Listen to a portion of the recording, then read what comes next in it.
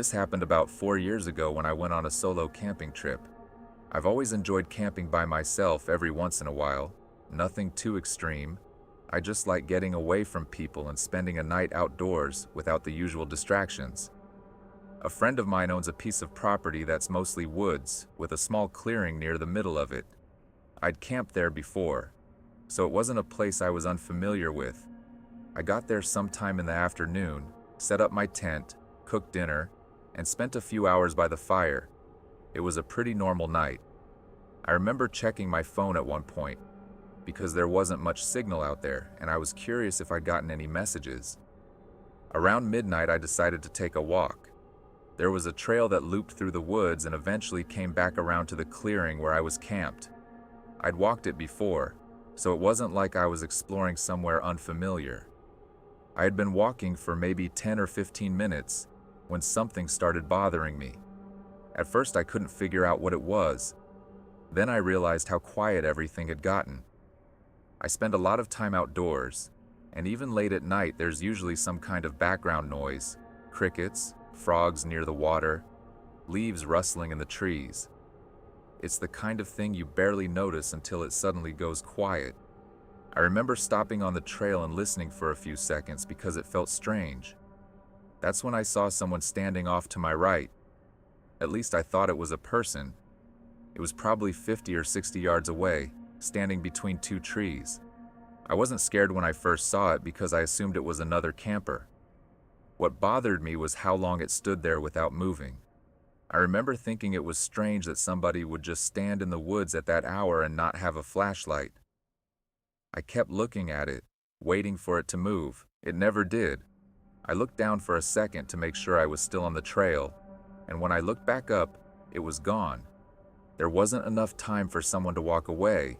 There wasn't anywhere obvious for them to go. I stood there for a moment, trying to figure out where it had gone. That's when I decided to head back toward camp. As I walked, I looked over my shoulder a couple of times, half expecting to see the figure again. Each time the trail behind me was empty. I kept telling myself there had to be a reasonable explanation. Maybe someone had stepped off the trail and I just hadn't noticed. But the longer I walked, the less convinced I became. I couldn't shake the feeling that something was wrong. I started picking up my pace, wanting to get back to camp as quickly as possible. I stopped for a second and looked around again. The sound came from somewhere just off the trail. For a moment, everything was quiet. When I turned to look, that's when I saw it. The figure was there, only now it was much closer. I couldn't tell you exactly how far away it was, but I knew immediately it wasn't standing where I'd seen it before. The proportions looked wrong. Nothing about it looked normal.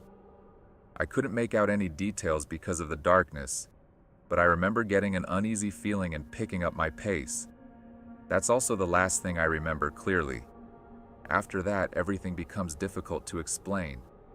I don't remember hearing or seeing anything, and I don't remember falling or blacking out. The next thing I remember is opening my eyes while sitting against a tree not far from my campsite. The fire had almost burned out. My phone said 4:11 a.m. I remember staring at the screen because it didn't make any sense. The last thing I clearly remembered before that was walking back toward camp shortly after midnight. More than 3 hours were gone that I can't account for.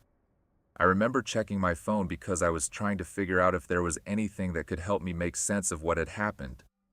Maybe I'd called someone and forgotten about it, or taken a picture without realizing it. There wasn't really anything unusual on it. Nothing that stood out or gave me any clue where I'd been for those few hours.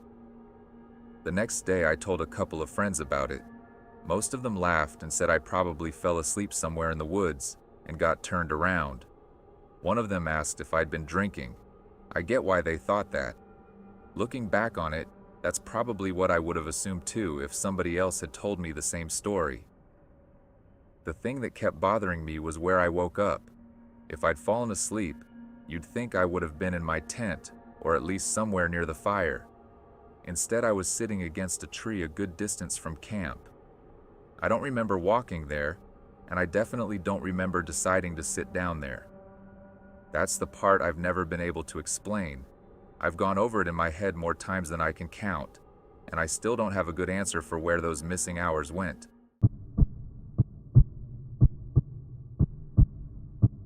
This happened during my senior year before graduation. At the time, there was a girl I liked who lived in a small town nearby that was surrounded by orchards. I'd visit her whenever I could, and one night we ended up going for a walk pretty late. There was an orchard at the edge of town that people always talked about. Depending on who you asked, it was either haunted or just the source of a bunch of local stories. I'd heard people claim they heard voices of spirits out there at night. Others said they saw figures moving between the trees. Most of us assumed it was just the kind of story every small town has. That night we ended up walking down a dirt road that ran along the edge of the orchard. I don't remember exactly what time it was, but it was late enough that there was nobody else around. The only light came from the moon, and a few distant lights from town. At some point we both stopped because we thought we heard something coming from deeper inside the orchard. At first it sounded like it might be people talking or voices carrying through the trees.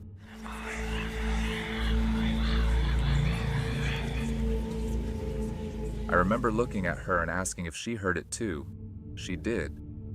We stood there listening for a minute, trying to figure out where it was coming from. The strange thing was that neither of us could make out any actual words.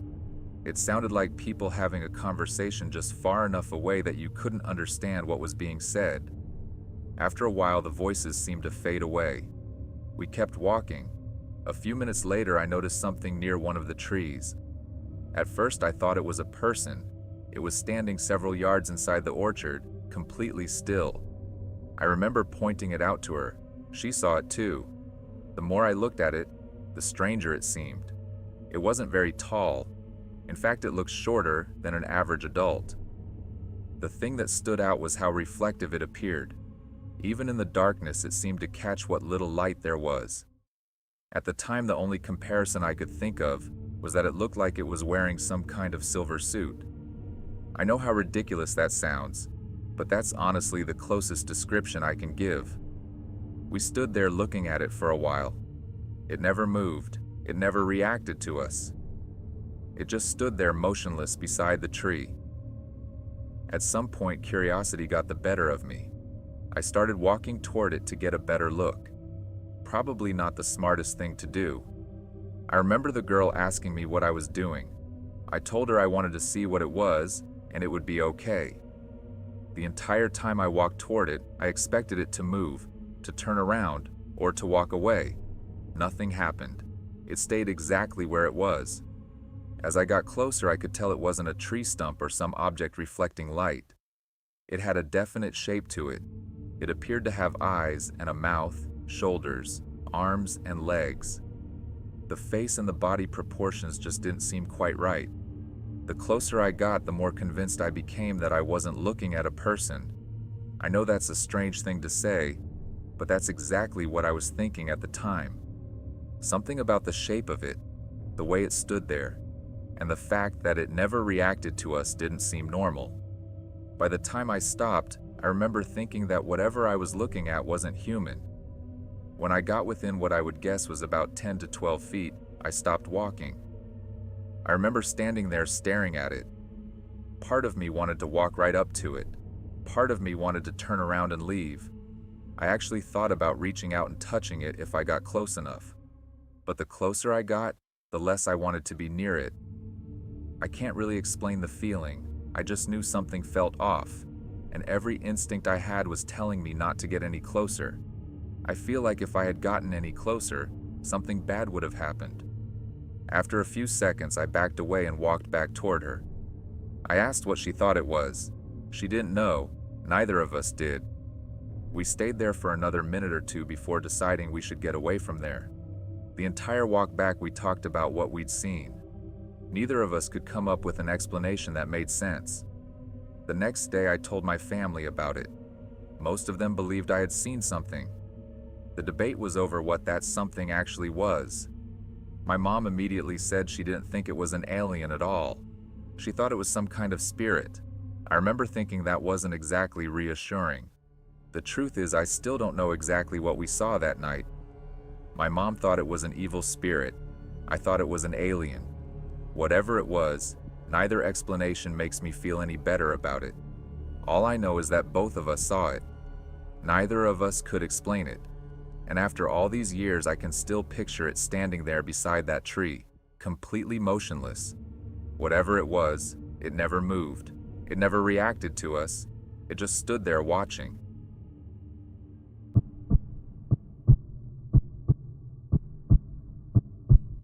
I still think about what happened in that house, even though it's been years. At the time, I was renting a small house by myself. It was a quiet one-story place in a neighborhood where nothing really happened. I had lived there long enough to know when something sounded out of place. Nothing unusual had ever happened there before, and I wasn't really someone who believed in aliens or anything paranormal.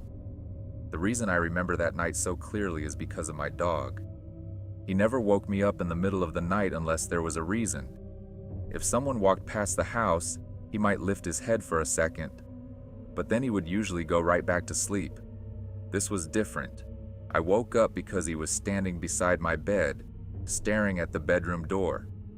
At first, I thought he needed to go outside. I sat up and called his name, but he didn't even look at me. He just kept staring at the door. I remember checking the clock beside my bed. It was a little after 2:30 in the morning. I got out of bed and stepped into the hallway. Everything looked normal. I walked into the kitchen first and looked around. Then I looked out the back window thinking maybe my dog had heard something in the yard. I was about to check out front before heading back to the bedroom when I looked toward the living room.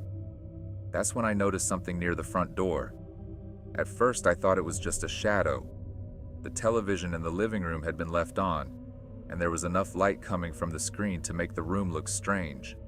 I figured my eyes were still adjusting from being asleep, but after a few seconds I realized the shape didn't make sense.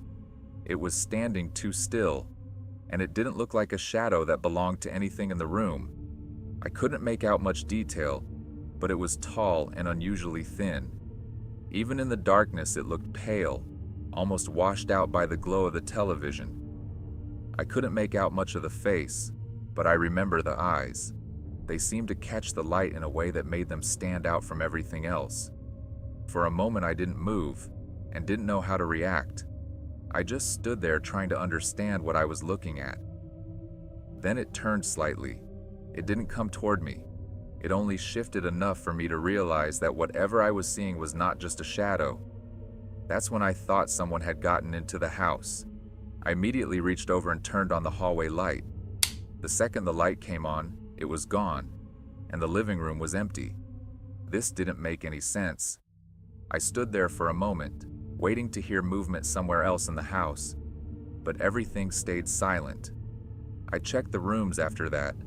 I opened closets, looked under furniture, checked the bathroom and the spare bedroom. I even went back through the kitchen, even though I knew there was nowhere for anyone to hide. There was no one anywhere. No door had been forced open. None of the windows looked disturbed. Everything was exactly the way it had been before I went to bed. After that, I decided to check outside. I didn't want to, but I knew I wasn't going to be able to sleep unless I did. I opened the front door and stepped out a bit. The neighborhood was still. I stood there for a few seconds listening. At first I didn't see anything. Then I noticed a light above the trees across the street. It wasn't moving like a plane, and it wasn't blinking like normal aircraft lights. I don't even know how to explain what I was seeing. It was just hanging there above the tree line. The longer I looked at it, the more it didn't make sense. There was no sound coming from it at all. I kept staring at it, trying to tell myself there had to be some normal explanation. Maybe it was a big drone. Maybe it was farther away than it looked. Maybe I was just seeing some kind of reflection or aircraft at an odd angle. Then without warning, it moved. At first it moved slowly. Then it shifted across the sky so fast that I barely had time to react. A second later, it was gone. I stayed out there a little while after that, staring at the empty sky. Then I went back inside, locked the door, and went straight to my bedroom. My dog had never left the room. I barely slept after that. Every little sound in the house made me look toward the bedroom door again. The next morning, my dog still wouldn't go down the hallway. Normally, he followed me everywhere, but that morning, he refused to leave the bedroom. I even had to carry him outside so he could use the bathroom. I spent most of that day trying to explain it away. Maybe I had been half asleep. Maybe the shape in the living room was some weird trick of light from the TV. Maybe what I saw outside was a drone, or something else I couldn't identify. I wanted there to be a normal answer, because the alternative was something I didn't even want to think about. By the time the second night came around, I was exhausted. I left a few lights on in the house, but eventually I must have fallen asleep. Sometime in the middle of the night, I woke up again. This time, it wasn't because of my dog. It was because the house was rumbling. At first, I thought it was thunder. Then I realized the vibration was coming through the walls and floor. The window beside my bed started shaking. Something on my dresser rattled against the wood. My dog was crouched low near the corner of the room, staring at the bedroom door again. The rumbling lasted several seconds. Then it stopped all at once. The silence after it was worse. I sat there in bed, listening. For a moment, I thought maybe it was over. Then I heard something in the hallway outside my room. I didn't want to open the door. Every part of me was telling me not to. But after a few seconds, I got out of bed and walked over to it. My dog backed away as soon as I reached for the knob. I opened the bedroom door just a few inches. At first, all I could see was the dark hallway. Then something moved directly in front of me. It was standing only a few feet from the door. It was the same shape I had seen the night before, but closer this time. Its body was narrow and pale, and its head was slightly lowered, almost like it had been leaning toward the door before I opened it. The face looked smooth in the darkness, and the eyes reflected what little light there was. It was just standing there. I slammed the door shut and locked it. The second I did, my dog started barking in a way I had never heard before. It didn't sound like he was warning something away. It sounded like he was terrified. I backed away from the door and grabbed my phone from the nightstand. My hands were shaking so badly that I almost dropped it. I called the police and told them I thought someone was inside my house. While I was on the phone, I kept staring at the bottom of the bedroom door, waiting to see movement in the gap underneath it. But nothing moved. By the time the police arrived, the house was quiet again. I came out of the bedroom when I saw the flashing lights through the window. They checked the entire house. They looked through every room and walked around the outside of the property with flashlights. They didn't find anyone. There was no sign of forced entry, no open windows, no broken lock. Nothing that made it look like anybody had been inside. I remember standing near the front door while one of the officers asked me if I had been sleeping when it happened. I told him I had been, but that I was awake when I opened the door. I don't think he believed me. I can't really blame him. I probably wouldn't have believed me either. After they left, I didn't go back to sleep. I stayed awake until morning with the lights on and my dog pressed against the side of the bed. I've thought about that night more times than I can count. Maybe there is an explanation for what I saw in the living room. Maybe there is an explanation for the thing above the trees. Maybe there is even an explanation for what stood outside my bedroom door the next night. But I always come back to the same thing. My dog knew something was there before I did. And whatever I saw in that hallway, I don't believe it was human.